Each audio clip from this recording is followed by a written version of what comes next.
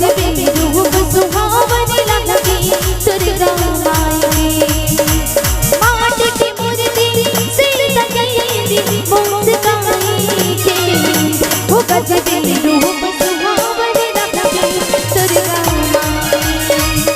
वो गजबे रूप सुहावन लगे दुर्गा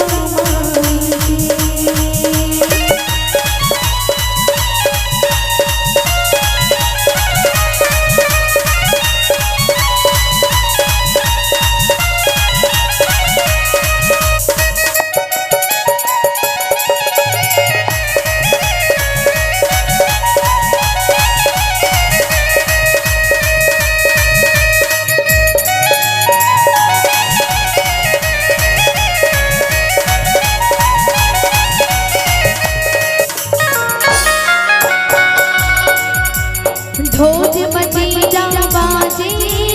दुआर नाचे भगता मस्ती में कृपा भैल बतुहार मैया जे बस हम देखे बसती में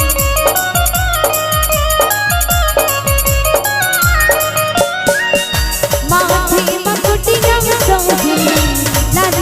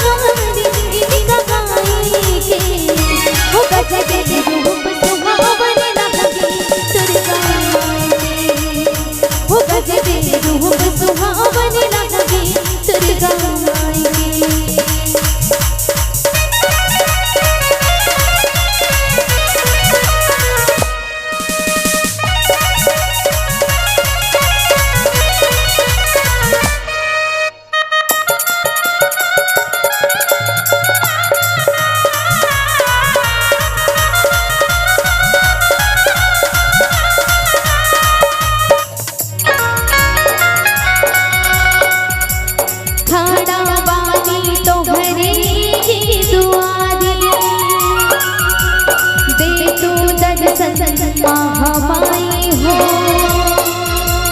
ना चाहे घबरा मगज गजारी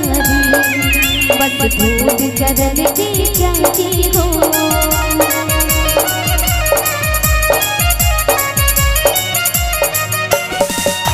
सकती के तोहरा जारी जगन हो गावे लमक तो विधवा पुराण हो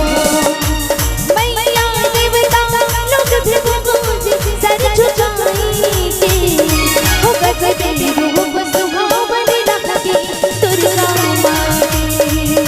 वो गजबे रूप सुहावन